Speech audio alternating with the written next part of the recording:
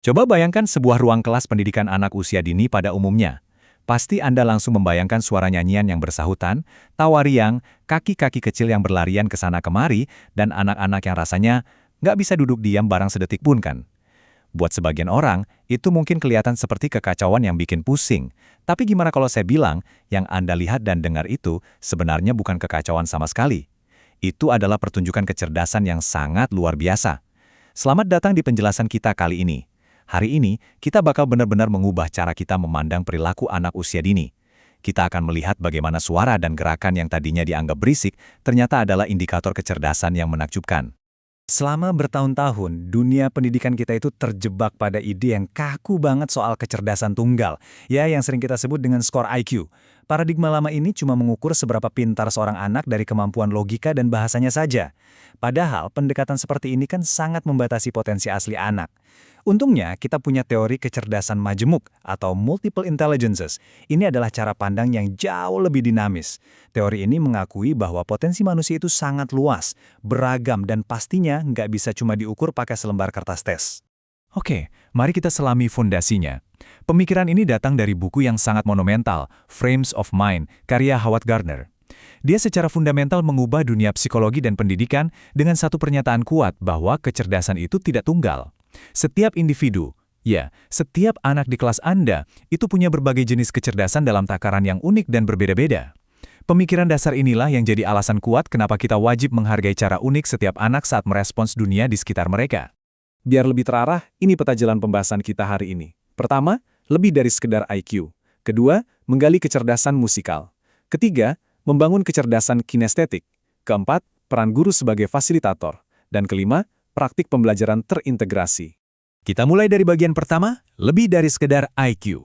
Mari kita jelajahi fondasi dari kecerdasan majemuk ini. Pada rentang anak usia dini, ada dua kecerdasan yang sangat menonjol dan dominan, yaitu kecerdasan musikal dan kecerdasan kinestetik. Kenapa dua hal ini bisa berkembang begitu pesat? Jawabannya simple. Karena anak-anak usia dini secara alami lagi berada di fase eksplorasi yang sangat aktif. Mereka kan nggak belajar dengan cara baca buku tebel sambil duduk diam ya. Mereka mengeksplorasi dunianya lewat bunyi yang mereka dengar dan lewat gerakan tubuh mereka. Buat mereka, lingkungan sekitarnya itu ibarat satu taman bermain sensorik yang super besar. Nah, sekarang kita masuk ke bagian kedua, menggali kecerdasan musikal dan melihat betapa luar biasanya kekuatan bunyi dan ritme. Apa sih sebenarnya yang dimaksud dengan kecerdasan musikal di usia yang masih sekecil itu? Jangan bayangkan mereka harus bisa main piano klasik dulu ya. Ini adalah tentang kemampuan otak anak untuk mengenali, memproses, memahami, dan mengekspresikan dunia mereka melalui unsur-unsur musik. Ini tentang bagaimana mereka menangkap ritme kehidupan, mengenali bedanya nada suara orang-orang di sekitar mereka, dan mengekspresikan emosi lewat harmoni atau melodi yang sederhana. Anda pasti pernah melihat kejadian ini. Ada anak yang selalu bersenandung waktu lagi menggambar, atau anak yang tanpa sadar sering mengetuk-ngetukkan pensil ke meja dengan pola tertentu. Seringnya, kita refleks nyuruh mereka berhenti karena dianggap mengganggu atau berisikan. Tapi tunggu dulu, sebenarnya anak-anak yang peka terhadap suara, gampang hafal lirik lagu, dan tertarik pada alat musik, itu sedang menunjukkan kecerdasannya loh. Ketukan pensil itu sama sekali bukan distraksi, itu adalah kecerdasan musikalnya yang lagi asyik bekerja memproses informasi. Yang bikin takjub dari strategi-strategi stimulasi yang sederhana ini adalah semuanya punya kaitan langsung dengan manfaat kognitif yang luar biasa. Misalnya nih, waktu Anda mengajak anak bernyanyi bersama, Anda itu sebenarnya lagi melipat gandakan daya ingat mereka secara signifikan. Bermain alat musik sederhana, atau menggabungkan lagu dengan gerakan, itu nggak cuma bikin mereka ketawa kegirangan.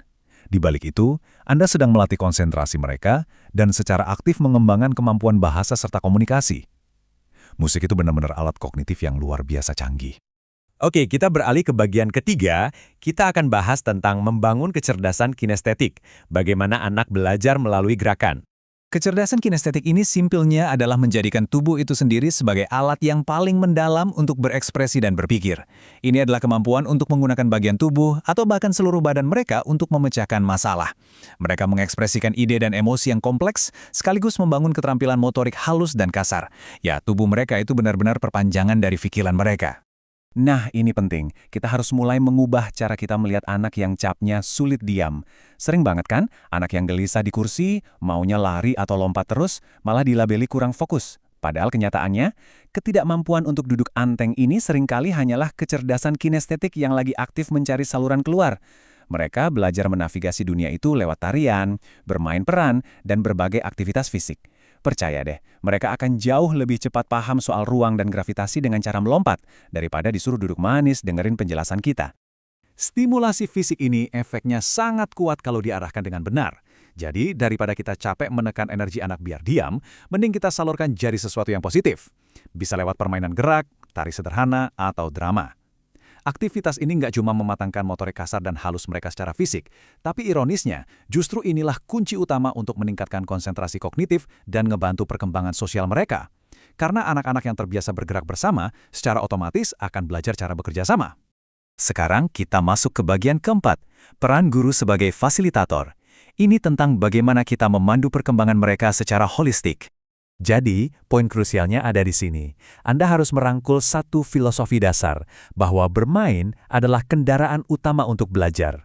Pendekatan belajar sambil bermain ini bukan sekedar jargon manis loh.